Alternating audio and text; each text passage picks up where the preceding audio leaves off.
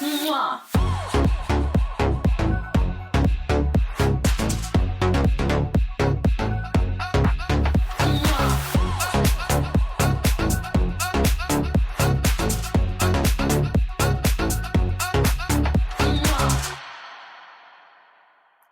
Hello, hello, hello, and welcome back. I am your host, Andrea, with From Mrs. to Ms. I am lucky enough to have such a wonderful guest come back to join me for a second week.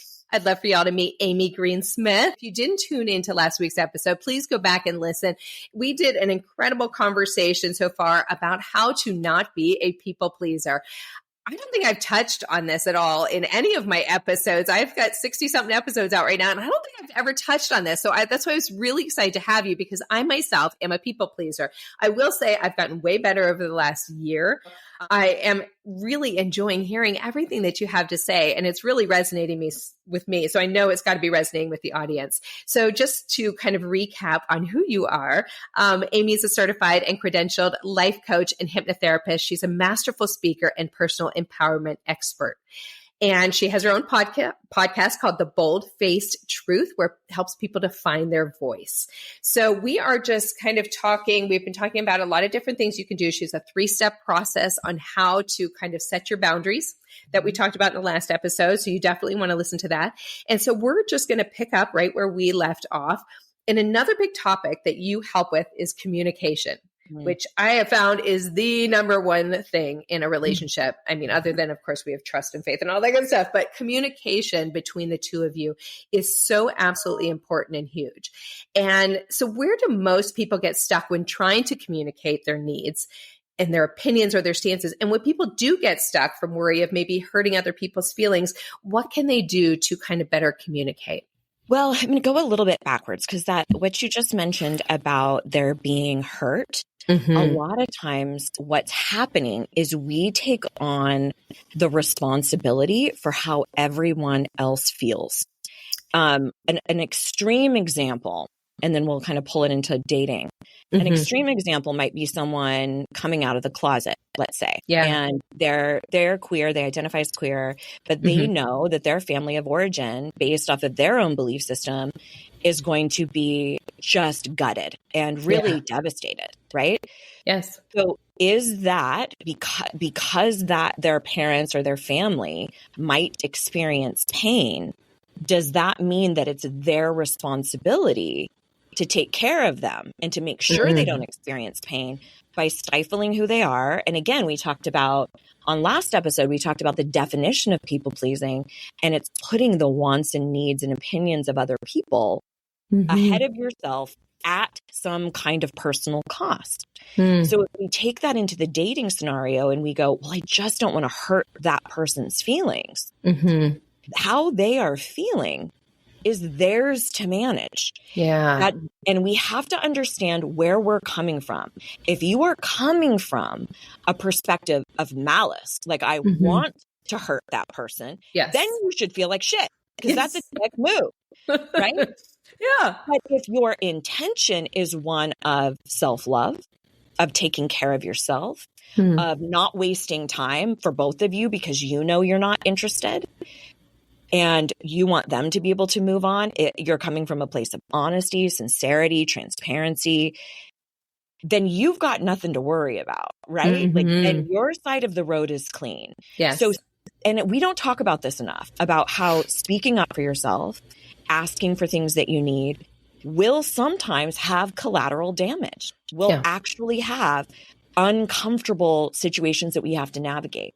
And there really is something that I think we have to physically grieve. If you're the person who's ending like a dating relationship or asking for a divorce, and you know that other person doesn't want that, you have to grieve just as much, because that's painful to witness. Right? Because you're not coming from a place of malice or ill intent. You don't want them to endure pain. And you also don't want the opposite, which is a life of self-sacrifice. So I think we have to underline first and understand first that a lot of times there will be grief involved with speaking up. There will be grief involved with taking a stand, because especially in situations like dating, where it's like, or a marriage where it's like, well, we either do this or we do that. There's not really a middle ground. As we stay together, we break up. Mm-hmm. So one person gets their way or they don't, right? So there's Yeah. going to be pain incurred. Yeah. That's why I think it's really important. And we talked about this on last episode, is to be clear about keeping your intention clear and not being so invested in how you're received, your intention versus your reception. Am I showing up in a way that I'm proud of how I've conducted myself? And then, we talked about this a little bit last week too, but how much we've been conditioned as women. If you've been conditioned as, or femme presenting or anything like that, conditioned as a woman, we're told, oh, you can't say that to them. You can't hurt their feelings. And the whole girls mature faster than boys is bullshit. It's just that we've told them you have to caretake for everybody else. Yeah. And we just don't demand that from boys. Typically. Yeah. Things are changing, but yeah. Wow, that's interesting, because that's just taking me back just more on a personal level, because I did get divorced in 2017. And so I'm really hearing what you're saying in this, because I actually told him in March of 2016 that I wanted the divorce. He didn't want it. It was just, and nothing happened on either side, just fell out of love for me.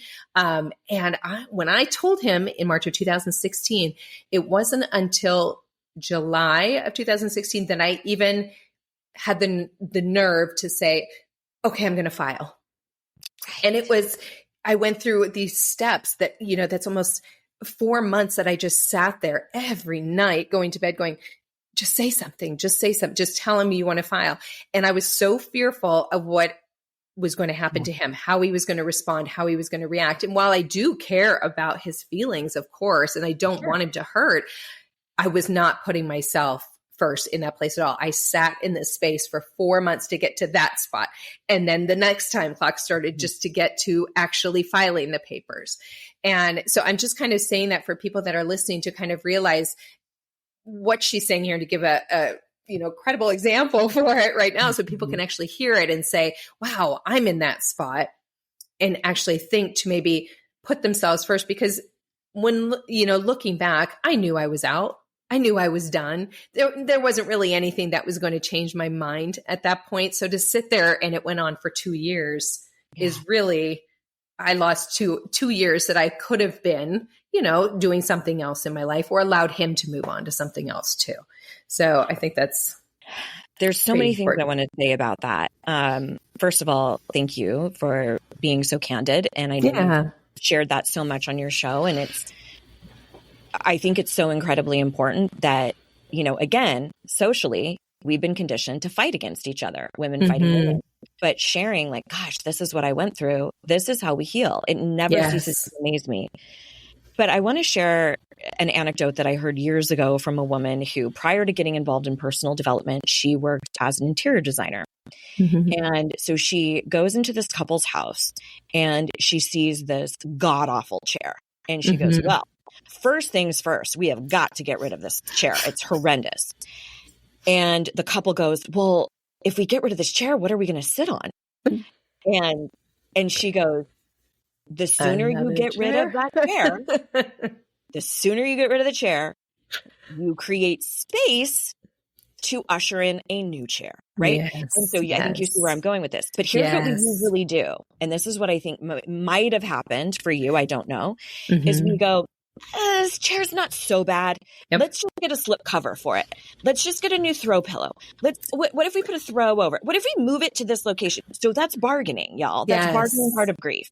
Yes. And so instead of going, we got to get rid of this fucking chair. It's clouding up my space. One of the other things, we had started talking about communication.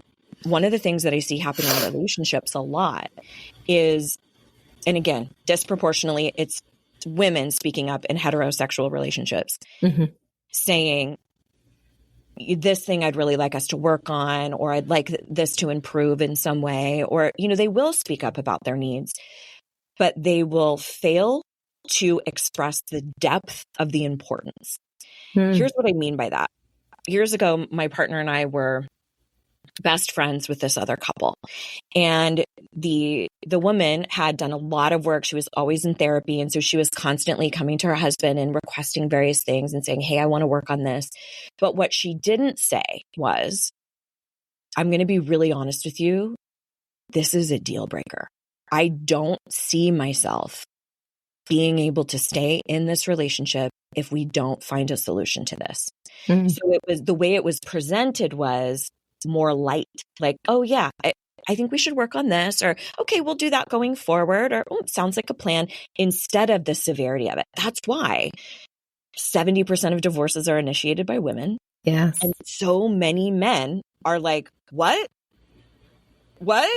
Because they haven't been doing any of the goddamn work. Not to mention that historically marriage makes women's life exponentially harder and men's lives incredibly easier for the most part. That is why so many men don't want the divorce, right? Because they're like, shit, now who's going to do all the domestic labor and everything else, right? And so, I mean, and there's studies out. There was a recent study that came out talking about the happiest women are the ones who are single with no children. And I'm like, no wonder. Wow. Because the pressures that we put on women. So my philosophy is, when it comes to communication, whether in dating or with your bestie, you need to at least give them the opportunity to be what you need. So if you are giving your therapist an earful about how shitty your partner is, or your mom knows exactly what he did the other day, but it would be a surprise to him, or it would be a surprise how severe this issue is, what a deal breaker, how this is not sustainable or tenable. Yeah. That's on you. We need to at least give them the opportunity. If you do and you say, hey, listen, I can't continue on like this. Like, it doesn't have to be therapy. We can do any number of other solutions, but I cannot maintain this. Yeah. Like and giving really specific examples of things that you want to change or alter. Yeah. But that's one piece that I see prior to the relationship ending, where it hasn't been conveyed how big of a deal it is in a way where that person can actually hear you. Because we do say it when we're screaming and yelling and throwing shit and slamming doors and stuff. We'll say it. Yeah. But not in a way they can hear us. Right? So you have to be thinking about, if you are advocating for something in a relationship or in a dating scenario, have I given them the opportunity to be what I need? Have I communicated with them my delivery in a way that they can actually hear me? Because a lot of times I'll say, well, explain to me what you said to him, what you said to her, whatever, with my clients. They'll show me a text exchange, or they'll say what they said. And I'm like, how would you have responded to you? Yeah. Would you have been like, I can't wait to work on it? No. Yeah. You'd be like, get fucked. Right? So we have to keep in mind, how would I respond to me? If I was in his shoes, her shoes, whatever, how would I receive this information? Yeah. And we have to change our delivery in order to suit that. And I know that we always say that, setting the boundaries and speaking up, it comes from fear, right? Fear of how they're going to respond, how we're going to feel, all of that stuff. What can someone do to just cut through that fear? You just got to go for it. I mean, is that you know what I mean? Like, we can talk about how it is fearful to do it, but how do you push through that fear to get yourself to do those things, to deliver it correctly, to enforce it, to make all of those changes and to stick to them? What do you do? Well, listen, courage cannot exist without fear. So every time you are fearful of something, about having a conversation, about speaking up, look at that, start reframing that as, this is my opportunity for courage. And we can get sideswept by fear all damn day. And like we talked about last time, sometimes we're actually in legitimate danger. And then sometimes something is just new.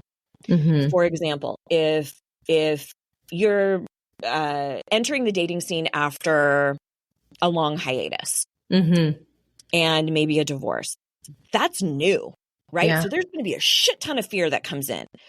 Are you actually in danger, like being held up at gunpoint? Like, you're not actually about to die. But the way the brain registers that is, anytime something is new, it goes, wait a minute, we don't know this. Yeah. What's going on here? We need to check for this. And so it will send in the fear response. So I always like to inquire within and go, wait a minute, Am I in danger or is this just new? Am I in danger or is this just new? Because fear is warranted. I mean, we need it all the time. Yeah. But fear will sound, that alarm bell will sound when we actually are in danger and when we're not, when we're just stepping into a new place. So that's why we have to kind of discern. Yeah. Is this a place where courage is being called for? For example, if I'm actually in a life-threatening situation, courage might be people pleasing to stay safe, Yeah. right? Yes. Yes. Courage does not always look like taking up arms and fighting. Yes. Right? So we have to expand some of our vocabulary around that. Yeah. But to answer your question around, do we just do it? You gear up. You prepare for it. Just like anything else that we learn. There was a time when I knew nothing about how the brain worked. There was a time when I knew not how to ride a bike, right? Yeah. I remember, Andrea, when I was 7 years old, I was learning at Molly Jensen's in her yard at her house. Shout out Molly Jensen. I was learning how to ride. It had training wheels. And I remember thinking, there's no way I'm ever going to get this. There's no way I'm ever going to get this. But you keep trying. It's like anything else. This is a skill set. I did not always know what to say. I learned it. And I still have fear, right? Yeah. I still will have my heart will race when I have to address something with someone. But I know that the opposite is not something I'm up for at all. So what that looks like is, and you might refer back to some of the stuff we talked about with boundaries in the last episode, but it would be to write out everything you want to say. And I would do that. I tell people, first of all, write it all out, stand in front of your mirror and rehearse it like you're in a goddamn Christmas play. Like rehearse, because again, your gut response is going to just go into your defense mechanisms to say, yeah, but you do this and start going, retaliating or litigating. So if you gear up, and you practice your rhythm, your cadence of your voice. And then when you sit down with them, you say, I know this might sound silly that I wrote this all out, but I really wanted to give you the respect you deserved. And I wanted to give this the attention it deserved. And I didn't want it to go off the rails. I know that I certainly have contributed to some loud screaming matches. And I don't think you want that either. So it just meant a lot to me to get this right. So please hear me out, and then spell things out and then go into it. Yeah. And I love that you're saying that it's okay to have your paper there, what you've written out and you don't necessarily have to explain yourself, I guess, why you're doing that, but just to let them know out of respect, I want to hit everything on my list. I want to make sure you understand fully where I'm coming from and everything that I'm saying. So I don't want to miss anything. I think that's a really, really great point there. And I love what you said. I wrote it down to the two things to think about. Am I in danger or is this just new? I think that's really smart way to think about it. I had another question. I've got all these questions for you. Lay it on me. Yeah. When you are preparing for this conversation, like you said, get in front of the mirror and say it over and over. Do you prepare for what you think the answer might be? Should he say this? I'm going to prepare with this. Should he say this? I'm going to prepare with that. Do you suggest doing that or you just be in the moment? Yes. I call this forecasting the response, forecasting the various types of responses. So one of the strategies that I'll use with some of my students and clients is I'll say, okay, we're going to divide a paper into 3 columns. And then we're going to start on the left-hand column. And I want you to write out bullet points of all of the things that you want to say, all of the things that you want to address. Then in the second column, I want you to forecast or predict all of the possible ways they might respond. Okay. They might go, yeah, but I only do that because you do this, right? That whole accusational thing. Yeah. They might be really receptive and be willing to listen. They might be totally cold and shut down. They might start screaming, like based off of your experience with them. What do you think that they might say? Right. And then in the third column, to write how you want to respond to those things that they've said. Okay. So a couple of hacks. One of the hacks that I think is really important is as you are presenting stuff, let me use an example. Let's say you're in a relationship and you want to talk about the division of labor in the household. Okay. So you're having this difficult conversation and you're sharing a handful of things. One of the hacks is to not take the bait when they try to change the subject. Because sometimes people will use your bravery in bringing up a difficult topic to go, oh yeah, I've been wanting to tell you about this that you do, and I want you to, right? Yes. And they use your bravery as an opportunity to litigate their case. Yeah. So don't take the bait. If you want to be talking about the division of labor and they all of a sudden want to talk about the school you want to send your kids to, you would say, so in that final column, you might write something like, okay, if they say this, I'm going to say, I'm absolutely happy to discuss that with you, but can we please stay focused on the domestic labor, and then we'll jump to that topic later, right? Like, just divide it out. Don't dismiss them. Tell them I'm happy to talk about that. Yes. So can we stay focused on the domestic labor conversation, and then we'll tackle that as well. So the difference then is if I'm going in talking about labor, they come in and want to talk about where we're sending our kids to school. That part right there is incredibly hard because you want to jump in and go, I told you that school sucks. We're not sending our kid. And you all of a sudden now you're in a completely different rabbit hole. Yes. So that part of the communication is keeping yourself on track and not taking the bait. Because if they bring up a point that you want to defend yourself against, now they've sucked you into a totally different topic. Yes. So that's absolutely. One. The other hack is to try to avoid using the word you. Okay. If possible. It's not a hard and fast rule at all, but it can really help disarm somebody. So on a real light, let's say you're not having a deep, difficult conversation, but your partner has come home and they are a little prickly and maybe taking things out on you or whatever. One way to address that could be to say, I feel like you are taking your shitty day out on me, right? You, right? And whenever we say you, that immediately puts your defenses up. Yeah. So if you say something softer, like, I'm wondering if possibly some of the stuff that went on today at work is contributing to how we're communicating right now. I'm not saying you, right? Or even between you and I, if I said to you, Andrea, you never responded to my email. Especially if that's via text. No, ew.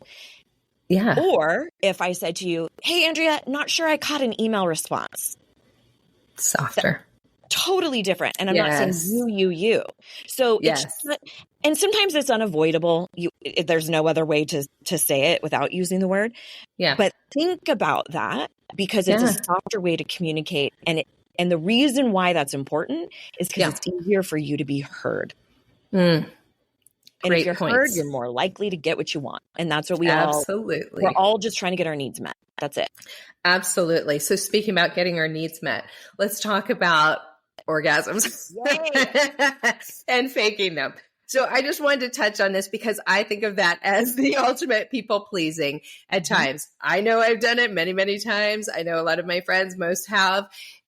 And maybe not even just the orgasm in the bedroom, but the entire bedroom experience. We tend to just kind of give in because we're too afraid to actually say what we want, what might be pleasurable for us, what our needs are. And we just kind of let it happen, whatever's going to happen. And then at the end of it, we're complaining because no, they didn't get us off, or I didn't like how he did this, or, whatever it might be. Yet I didn't take the time to communicate and let him know and set my boundaries and do all of those things you're talking about. So what do you think about that and how people can kind of bring that into the bedroom more as well to express yourself and not be such a people pleaser? Well, first off, I have to state that there's a very real reason why we feel compelled to do that. Our culture kind of says, men, you are worthy if you produce. It's how much you produce. How much money can you make? How many things can you accomplish? For women, we say your value is in your beauty, your sexuality, and also your ability to reproduce, to carry children. So we've been fed this this false bill of goods that we're supposed to look like porn stars and we're supposed to respond that way. And we get all these mixed messages about you should be strong, but not too strong, or you be sexy, but not too sexy, or, all sorts of different perspectives about who we're supposed to be. So it's likely, and then add on to that any messages that we've received from our parents.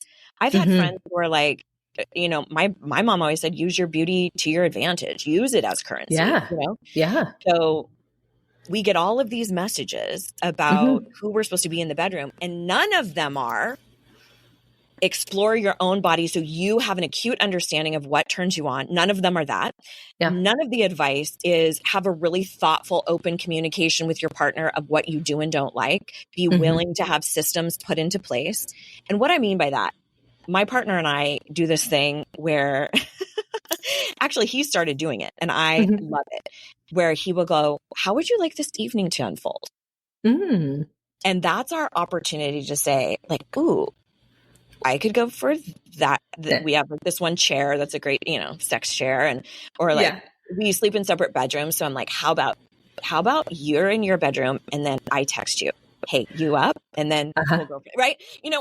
We'll ask for what we want. And then we have also started to institute debriefing where I'm like, more of this, less of that, this, that, the other. But part of that has to be the receiving party not taking offense to it.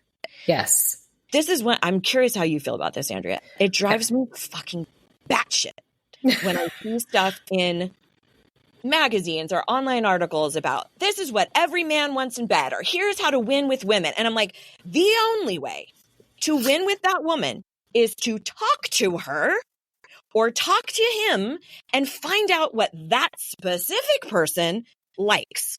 Don't just assume that they're going to like what the last one liked. No magazine is going to tell you that unless the main point is just fucking ask them. Yes. Agreed. They don't do that. So, but that takes a lot of courage. So here's what I would suggest. One of the pieces is you can preface it if you're in a new relationship and say, I've engaged in sexual relationships in the past that have been wildly unfulfilling. Yeah. And a lot of that is because we didn't have communication around it. And I would really like us to start this journey being able to converse with one another about what we like, what we don't like. What's that one movie with Justin Timberlake and Mila Kunis where right before Just Friends. Yeah. So before they're hooking up, they're rattling off their thing. No socks, and please don't do this. And don't bite my ear. And they're, but essentially that all we have to do is have the courage. Again, courage can't exist without fear. The courage to speak up and say, hey, these are the things. Like, I'm one of those women, very few of us, that does not like oral sex. Okay. That's not a thing, really. Now that I've talked to people, I'm like, oh, I'm not the only one. On me. Like, performing it, no problem. But I don't like it on me. I like a lot of other things on me. Yes. But my partner wouldn't know that unless I told him. Yeah. Right? Like, he wouldn't have any idea. And he also is so secure in it himself that he is interested in my pleasure. So whatever feedback he's going to get, he's like, sweet, I can be better for you. He doesn't take it. He's very much a secure attached. He always has been. I'm a reformed secure or anxious attached. You're similar, right? Yes. Okay. Yeah, I definitely anxious. I'm a little anxious avoidant, but I think I started anxious avoidant, trying to get to secure. Yeah. So if you are in a situation where you want to start having sexual experiences that are different than what you've had in the past with this person, talk about it or broach it, not in the bedroom, not when it's right about to happen, because that's when people go, oh, I fucked up, and they take it personally, and they don't do it then, because we also have all these hormones going. There's so much stuff going on. So during a totally innocuous time, maybe a dinner, maybe it's a casual Saturday, and you can say, hey, I was listening to this podcast, right? Like, put it on a book, put it on us, put it on somebody. I was listening to this podcast, and there was a really great perspective around communicating with your partner around sex. Mm-hmm. What would you think about this? What if we tried before it happens, each one of us goes, any requests? Or how would you like this evening to go? Yes. There's so many fun ways to do that. Like my partner and I have a little communication phrase of, if one person's kind of making a move, the other one will go, is this a sexual advance? And then the other one will go, yes, this is a sexual advance. Is it accepted? And because sometimes I don't know. And he's like, no, I'm just cuddling you. Or I'm like, no, I just want to scoop you up. And, then he'll say, for example, yes, this is a sexual advance. Has it been accepted? And then then it's fun. It's a fun consent thing. Consent's hot. And then I'm like, yes, it's currently been accepted. I can see you're already giggly when you say it. It brings out that flirtiness too, right? Yes. And I think that's really cool. When you get to that point where you can have those open conversations and feel as though you can explain, what it is you want, what you don't want, and what they want too. You want to know what they want to be pleased as well. It takes it to a whole new level. Yes. Of intimacy. And it really does. And I think we're all afraid to, some are afraid to go to that next level, but we're afraid to say what we want to say in the moment. But knowing that it can take you, hopefully, to the next level should give you enough courage, I would think, to try to go for it, Well, and another way you could phrase that is to say, I've never really been in a relationship, or I've really never dated anybody where I felt safe enough to cultivate a sex life that for both of us, right? You can make it a beautiful thing. And you can say, like, I've never wanted to work on this with anyone. I've never felt that enough. They do. They'd love to feel needed and wanted, and like they're the first to get to do something with you. Well, they really like that. Something that my partner says all the time is, I'm so grateful I don't have to read your mind or like just be walking around feeling for things in the dark. He's like, I feel like I know exactly what you like, but it's because you told me. It's not because I'm some Casanova. And that's the secret, right? Of course, there's mystery involved, of course, but that's the part of it. And so if you have a partner who isn't as open to having a conversation about this, that could be part of a red flag, maybe even a pink flag. Just let's start with a pink flag. But if that is a desire of your heart, we need to really look at, is this relationship, is this dynamic set up in such a way for us to actually cultivate a sex life that we want? Curate. That's what we used to say all the time, is that we've curated our life and we've curated our sex life, to be really rich and fulfilling for both of us. But it's taken, and granted, we've been together 27 years. So there's been a lot of conversation over the years. But if it's difficult, find alternative ways. So for example, if you have a really difficult time verbalizing it, maybe you write it out. Maybe that's something that you feel really awkward saying out loud. I've had clients who they sit back to back with their partner as they're reading something that they want to tell them because they're like, I can't look at you, right? It just depends where you're at, right? Or can I tell you what I want, but I need to tell you through text? Yes. I had another client who they had a little dolphin it was like one of their dog toys that they would set in a specific area. And it was like a little like, hey, you up for sex? Because they could handle it being put away and like, oh, okay, they don't want to have sex, but they couldn't handle verbally initiating and then verbally getting shot down. So they figured out like a little toy to play, so there's tons of communication workarounds. Yes. On your style and what you feel. Absolutely. I have one statement, one question to that. My statement. Yes, exactly. That there are different ways to communicate that. And my boyfriend and I are very much, we have certain kisses we do when we're in the mood. The kissing is different. It's that little flirty, where you're like, ooh, where's this going? It's a different kind of kiss than just your normal normal kiss. So Yeah. I think that when you get past the communication or you're getting there, it opens up all these other doors for different kinds of communication as well, which is really cool. And then my question is, okay, I'm sorry, I'm going to get personal because you mentioned it. Just to understand, you said your partner and you have been together for 27 years, but you're in separate bedrooms. Yeah. Oh my Is God. there a reason? You're not supposed to mention that? No, of course. You can totally know. Yeah. No, Okay. no. Tell me about that. What's up with that?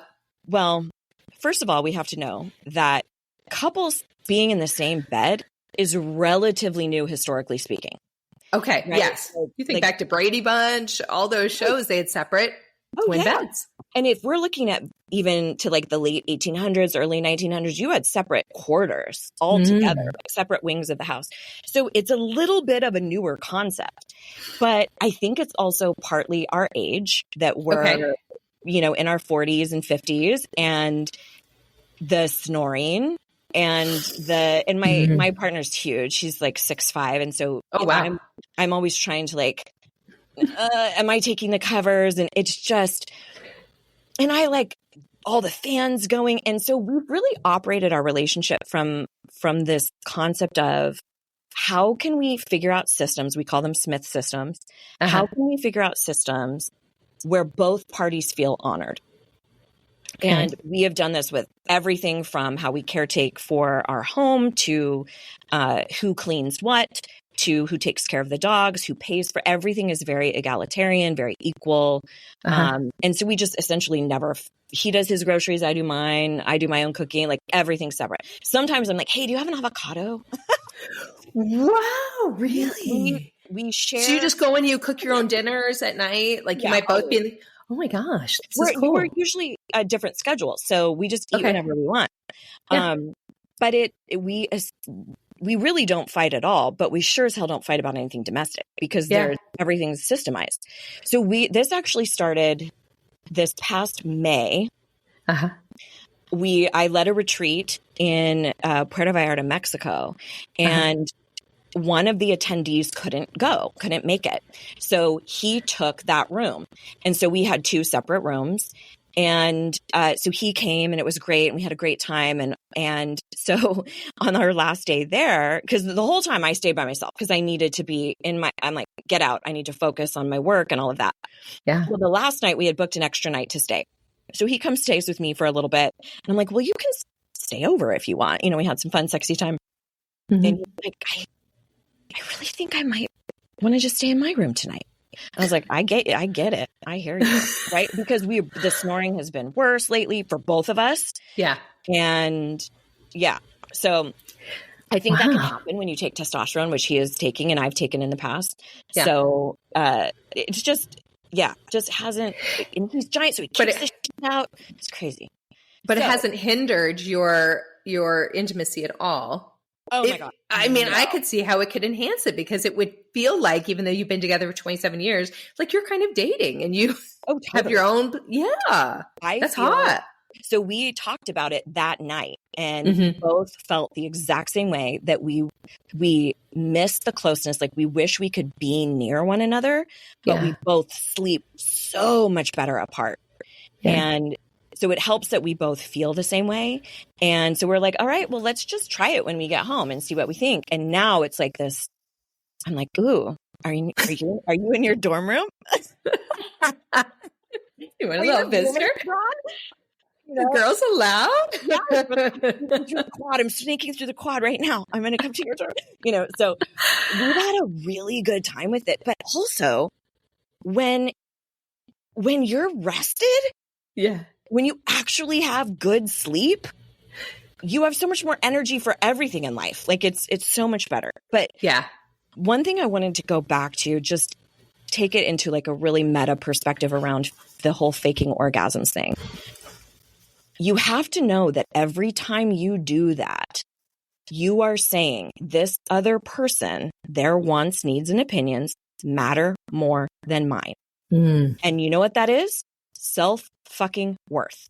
Yep. That is, so if you're like, gosh, I never feel like I'm enough and it's hard for me to start my own business or put my name in for a promotion or of course that's difficult. You don't think you're enough. You don't think you're worthy. And that will show up when you allow that person the precedent, and they might they might be totally willing to take care of you and be what you need. They just need the guidance, right? We don't know. Yes. But I need you to understand that faking an orgasm is a shot to your self-worth every time. And you're too magnificent and brilliant to keep that up. Yeah, we're not doing that. Absolutely. 100%. I 100% agree. And if you don't orgasm, that's okay too. That's right. Just enjoy the rest of it. Nothing wrong with that. Or you have a relationship. Like last night, we had a situation where I was like, things didn't go quite the way they needed to go. I'm like, I'm just going to take care of myself real quick. Yeah. Like, and we do that too. Both of us. It's great. Just not taking offense to what we've been conditioned that it is supposed to look like. Yes. 100%. Sometimes there's farting. Sometimes there's shit you just don't expect to happen. Like there's shit?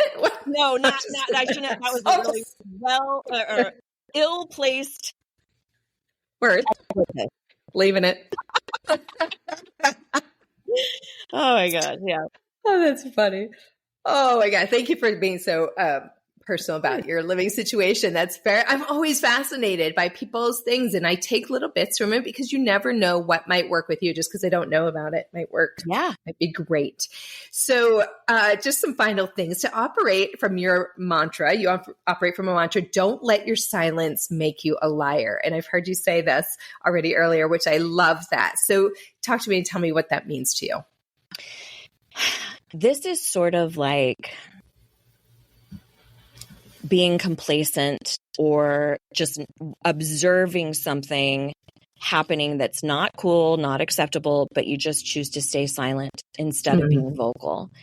And I think there's this idea that if I'm not contributing to the problem, I'm okay. And it's like, no. If you're silent in the face of adversity, if you're silent in the face of all of this trauma that someone's experiencing, that's on you as well. Right? Yeah. Like that's really on you. And I'll give you an example from my own life. In 2013 to about 2016, I did a lot of community theater. And there was a gentleman who I was doing a show with, and he showed me a meme on his phone that was incredibly disparaging to a mentally and physically disabled child. And that does not constitute humor in my book at all. No. Now, the easy thing would have been for him to show me that and go, and just like walk away. Yeah. But that would make me look like I'm complicit, like I'm okay with that. And I'm not. So, but I also don't want to get into this whole conversation about PC and or any of that. So what I said was, you know what? I actually don't find that funny. So I'd appreciate it if you just didn't show me stuff like that in the future. Anyway, are we running scene 3? Who's on the stage right now? And just totally change subject. Yeah. But I was going to be goddamned if he thought that I was going to be okay with that. Yes. So you can, in social situations, whatever, you can always say, you know what? I actually don't agree with that, but we certainly don't need to get into that now. Or I don't think this is the place to discuss it. So those are great to have in your back pocket, just like a stock phrase of, I don't share that opinion, but I respect that that's yours. Or, to be honest with you, I'm kind of offended by that, but I'm just going to excuse myself from this conversation, right? Like there's so many great ways to just say, hey, I'm not on that same page as you. Yep. But I'm sure it's not going to give you a TED talk about it. Right? Yeah. Because that's the other fear is if I speak up, now I have to have all my talking points and I have to have this. No, you don't. Shut it down. And just because you're asked a question doesn't mean you have to answer it.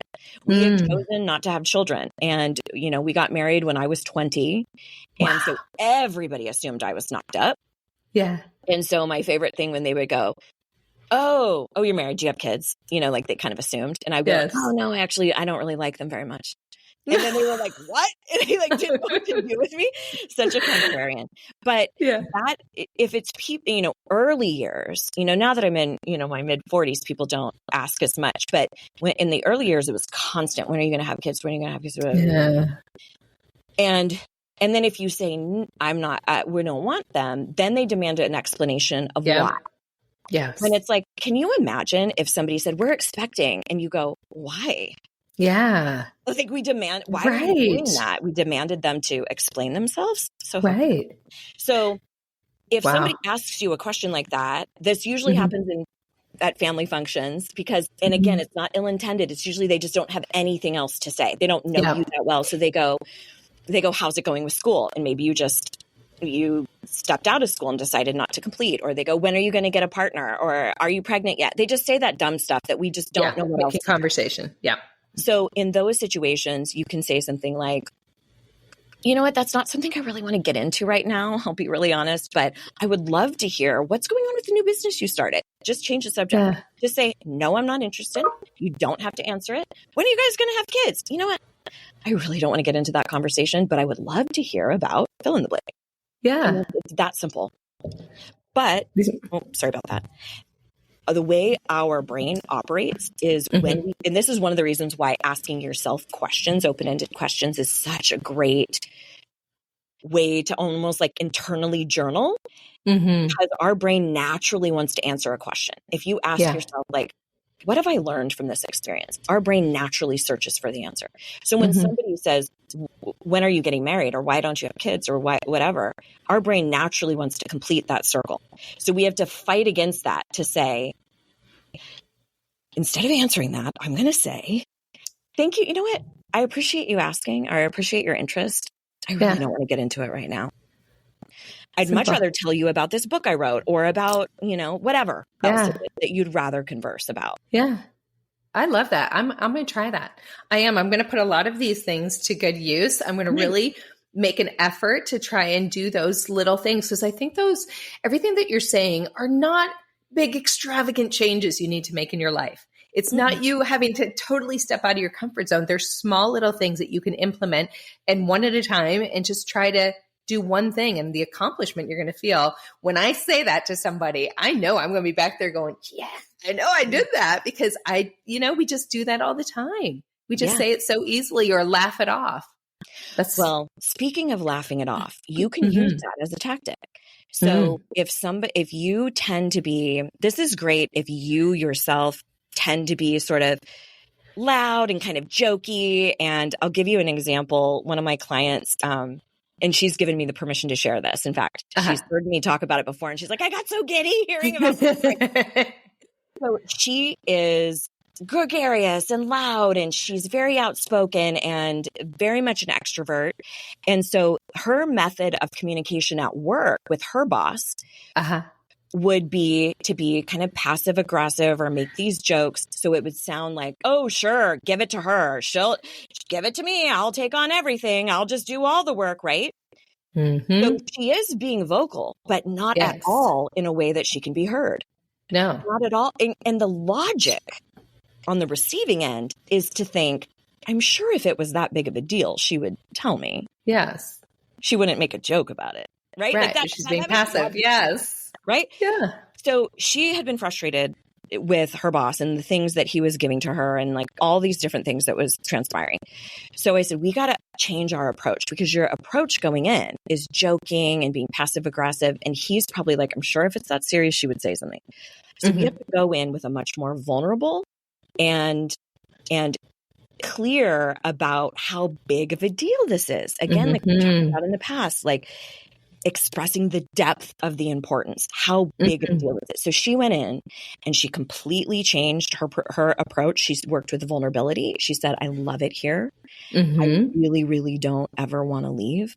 But I'll be honest with you, the way that things have been going, this is not sustainable for me. And I hope I make things look easy. I want to support this team, but it's untenable. And I'm really hoping that you'll hear me out on these couple of things, because I do have some ideas for solutions. And I'll tell you what, Andrea, boom, bam, that has not been a problem for months now. Wow. And respect. Yeah. I mean, to do that. Right. So if you come from a family, let's say, where everyone's just talking shit to each other and everyone's loud and everyone's razzing each other, you can do jokes in return with this one caveat. So let's say they say something, really uncouth about women or about domestic violence or something like that. And you could say something like, oh my gosh, hashtag me too. Apparently you didn't get that memo, right? Like you could joke about it. And then but here's the key. You have to, if you use that, you have to follow it up with something like, in all seriousness, though, that's really an unacceptable compliment or comment. Or all joking aside, that's really not a cool way to treat women or to speak about women, right? You have to bring it back to all joking aside or in all seriousness so that you are saying, hey, I hear you in this joke. I'm going to meet you at that joke, but I'm going to say this boundary here so that it's really clear. But you could always follow it up with, we certainly don't need to get into that right now. Hey, can you pass me the pumpkin pie? Can you pass whatever? Right? Just move it on. Yes. Sorry, I keep hitting my mic. I get so animated and excited. That's okay. That's okay. That's okay. I love it. Now that's a really, really great points. And I'm taking all these notes and I hope everybody else is too. Just, these are really good things to just keep in mind and try to start, just putting into your own life. I think it'll help to implement those. So you have created seminars and classes and retreats, all these amazing things. I really had a really good time going through your website. Really cool stuff. Great pictures, by the way. You have so many great pictures. And I love that it is just down to earth and it's straightforward in your face, just as you are trying to get everybody else to be. So I found that really cool because I was like, oh, she's talking about and putting it out there exactly what she wants people to do. You're not on there making this facade of, I can teach you this and that and not showing where you came from or what you learned along the way and then expecting others to do different. So I think that was super, super cool. Thank you. And yes. And so you really help people to go from struggling to be people pleasers, guilt-ridden perfectionists to confident, courageous badasses. I took that directly off of your site. So tell us a little bit about how your classes, your retreats work. What can clients expect? Tell us all that good stuff. Sure. So I do one signature program. I can't remember if I think we talked about it last week, maybe. Yes. I have one signature program that I work with, and it comes in two different formats. It's called Worthy, Worthy period. Actually, there's a very specific period at the end because it's not. And why is that? Just to say, it's what? Because it's not a question. Yeah, it's not. It's just a full stop. Like I am worthy.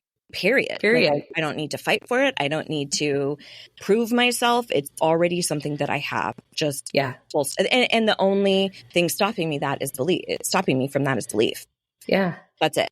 So Worthy is a 9-month program. And it depends when this airs, but I have a cohort that starts every October. And so we're enrolling for that right now. And so I do a small group of 8 women, and we do that for a 9-month stint. And that is bookended by 2 in-person retreats. So we kind of kick it off with, and they're all inclusive, by the way. It's included in the enrollment. So that goes once a year. And then the remainder of the year, I do the exact same program with women who want to go through it one-on-one. And that's, there's no in-person element with that. But there's a lot of benefit to not having to split my time and attention amongst a group, 8 right? people. So there's benefits, there's plus and minuses to both options. Yeah. But it really, so the 8-person, you go to both retreats or both places, or is it one? Yeah. So I think you had October and March. Right. May. So you go to both of those. Okay. Yep. So there's one, it starts in October, the program, but the first retreat is in December. Okay. And then the final retreat is in May. So we have kind of a kickoff retreat and a completion, like a graduation retreat. And can you do halfway through if you come in halfway through the year, or do you have to wait until next year to start? Year. Yeah. It is one cohort that goes through the entire program for the better part of a year. But again, depending on when this airs, if I'm not in that current cohort, you can always inquire about doing it one-on-one. Okay.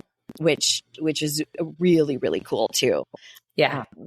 So that, and then once I've worked with somebody in that capacity, then there's offshoots and other things kind of behind the scenes. But what I got really clear about quite a few years ago is a couple of things. One is that when people want change and they want a completely different life, Mm-hmm. they don't exactly know what to ask for. They don't know how to say, I need to do some emotional intelligence work and some inner child stuff and get clear on my core values. Nobody says that.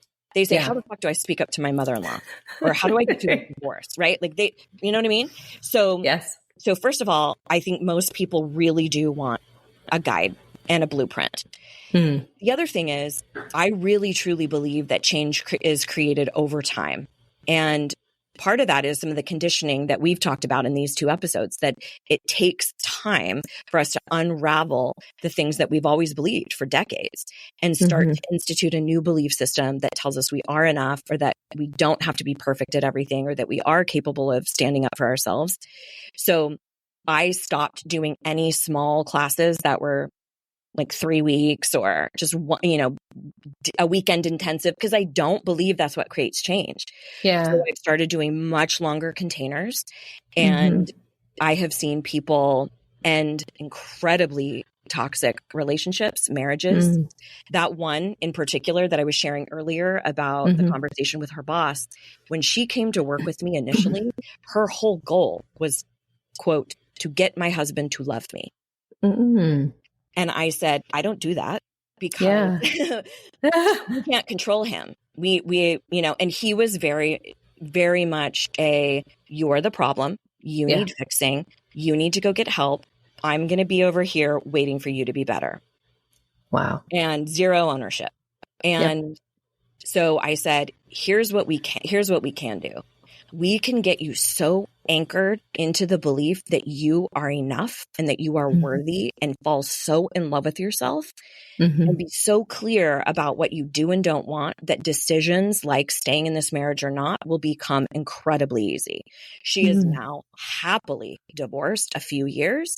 She is now very active in the E&M community. I don't know if you're familiar, ethical non-monogamy, for those listening. Oh, yeah. I had someone on that talked all about that. Yeah. So she's exploring life. She has an incredible primary partner that is a relationship like she's never had before, where she's communicating in a powerful way, going back to school, doing a bunch of traveling, living her life on her terms. Love it. But it was the difference between outsourcing my self-worth, right? Yeah. Like, he's the one determining my value and my worth, versus me determining my value and my worth. There's a great quote by Dr. Wayne Dyer that says, worthiness comes from one thing: thinking that you are worthy. That's it. Self-worth comes from one thing. And I would argue that it's not just thinking, it's believing. It's believing. Agreed. Even the dictionary definition of self-worth says one's own assessment of value. It's not external. It's not something someone can bestow. It's our call. So if we want to decide we're worthy, done. We are. Right? So, but easier said than done. That takes a lot more mental conditioning and things like that. But beliefs are not facts. They're not. They're simply a feeling of certainty. So if you believe you're not enough, you're fairly certain you're not enough.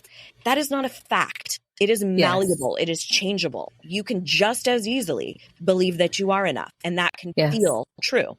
So, I get really pumped about it. So anyway, if you're interested at all, you can find all the info, all the links over on my page. And I've got a ton of freebies too, by the way. So perfect. Click on free sources and you'll see all the latest. Perfect. Tell us your website. What's your website? Oh, sure. Amy Where can they find you? Greensmith.com. And I like to say that all of those names are spelled the basic bitch way. Nothing exciting. Amy with a Y, amygreensmith.com, and you'll see a link for free sources on the left, and that'll show you all the latest goodies that you can access. You'll see Worthy there as well if you're interested in taking a deeper dive. Sounds amazing. And any social media handles you want to put out there before we move on? Well, I hope you can appreciate this. Like any self-respecting Gen Xer, I hang out the most on Instagram. That's right.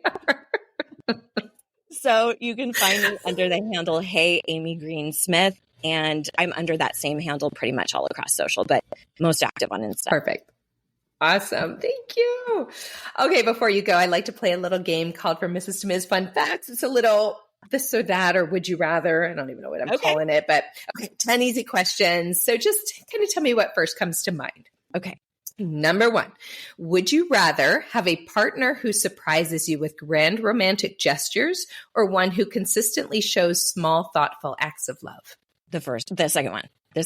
Second one, little small things. Well, and we also know that, like, according to the work of Dr. John Gottman, if you're not a fan of him, you definitely need to dig into his work. He talks about how the most impactful pieces of relationship are the small things that we do every single day. That's what creates the most intimacy and the most, long-term success as well. So yes, I take the second one. Not argue with that. Yes. Number 2, if on a deserted island, would you rather sunset skinny dip or midnight beach bonfire? Oh my gosh, midnight beach. Girl, just kidding. White ass skin, I'm going to fry during the day. Oh my gosh. No, not out there. My Elizabethan skin can't take that daytime nonsense. I'm going to be huddled under the coconut tree. Number 3, would you rather explain why you're setting a boundary to help the other person understand, or simply state the boundary without explanation to avoid over-explaining?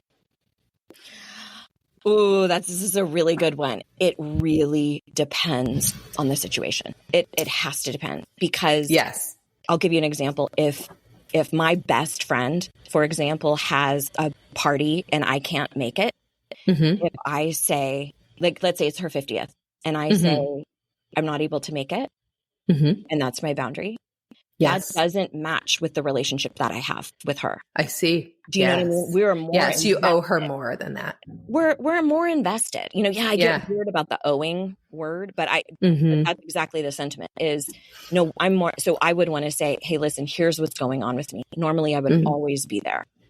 But here's the reason why, because I would want her to have that data. I love that. So that one's awesome. Good one. Number 4, would you rather, I don't know why I just threw this one in here. Would you rather accidentally swipe right on your ex's profile or get matched with your boss on a dating app? Okay. Well, first of all, my ex I dated in the 90s. So I likely, but I'm my boss. So this one doesn't even apply. For the win. Yeah. Okay. We'll go with that.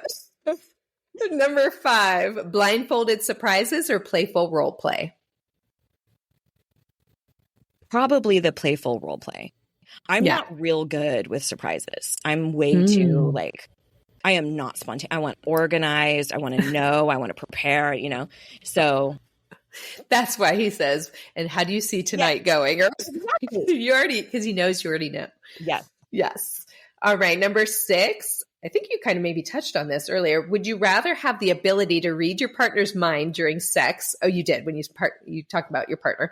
Would you rather have the ability to read your partner's mind during sex or be able to control their sensations with just a touch? That one. The second one. Yeah. I don't want to know what he's thinking.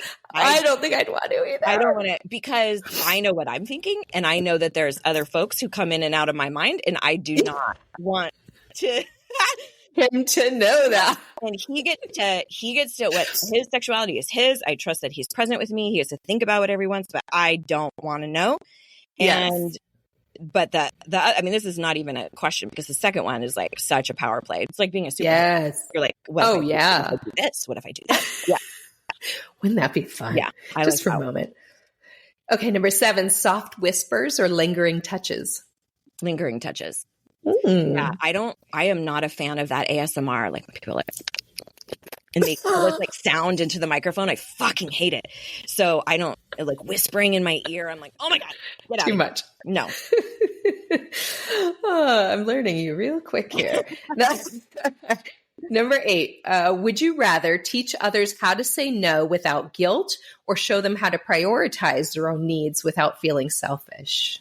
Oh, they're basically the same thing. Yeah, kind of both, right? Yeah, it depends on the day and what they bring to me. But yeah both. The person. Number 9, slow dancing in the living room or spontaneous dance moves in the kitchen? Oh, we do both of these. We do both. Oh, cute. I think the first one has actually like really moved me to tears a few times, where I'm like, I cannot believe that I've been with this human for almost 3 decades, and we're just like enraptured by each other, just slow dancing in our living room.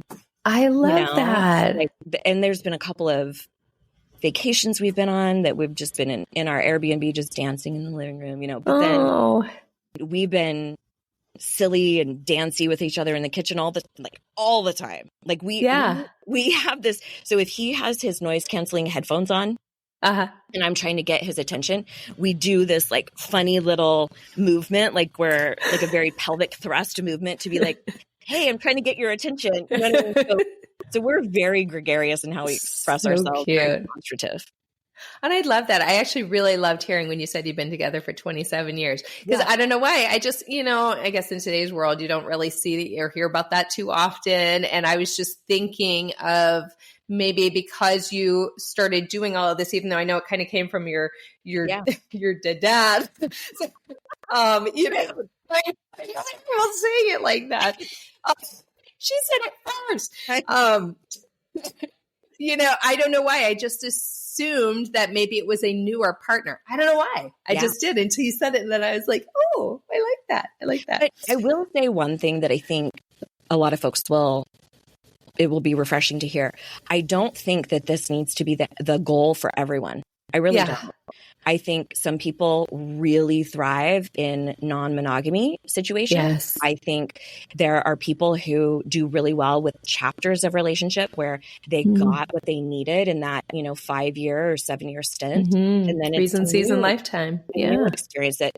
So I think this is the right answer for us. I think we're really fulfilled, but I think society really sells us that this is the only type of way to be in a relationship and is what we should all shoot for. And I think that's incredibly short-sighted and myopic. So well said. Yeah. Okay, last one. Trying new positions or mastering the old ones? That's, I think, that one's a real toss-up. I would probably say, trying new ones. Yeah. Maybe a little sprinkle of both. Yeah. You know what? That's one thing I'm really, really proud of with us is that we have things that we like, but sort of the chronology of how the evening unfolds is different a lot. So it's, we'll start with something different, or we'll do this time, or I will ask him like any requests for attire, and so I'll change. So you are the role play. You are. I'm really, really fortunate that my partner doesn't like lingerie. He's like, oh, it's like you're trying too hard. He would much rather, just like an undershirt and some boy short type of stuff. Yes. Or he'll say maybe like a see-through kimono, So yes. It's not usually a French maid or anything like that. Your little kimono, you come in, you bow. Yeah. No appropriation. I give consent. Yeah. Very cute. Oh, thank you for playing along. That was fun. Great answers. Well, gosh, thank you so much for joining me for 2 weeks, Amy. That was incredible. There was so much information there. This is probably one of my favorite episodes I've done. Nothing to the rest of them. It's just, because I live this. And so it was really a lot for me. I took notes, which I normally don't. So thank you for that. That's very, very helpful. And I hope everybody else got just as much out of it. It was just invaluable. And please make sure to go check out our website at amygreensmith.com. She has so much cool stuff on there just to go read through it. There's just a lot to read and look at, and you can get a really great sense of who you are and what your retreats and your courses and your classes are all like from that. So I hope everybody does it. Sounds like you get 2 amazing trips out of it, because I did look at all of that too. Yes. So yes, please go check it out. And you guys are welcome to email me with any questions, suggestions, or comments at info@FromMrsToMs.net. You can find me on any major streaming platform. And I look forward to talking to you guys next week. We'll see you soon. Bye.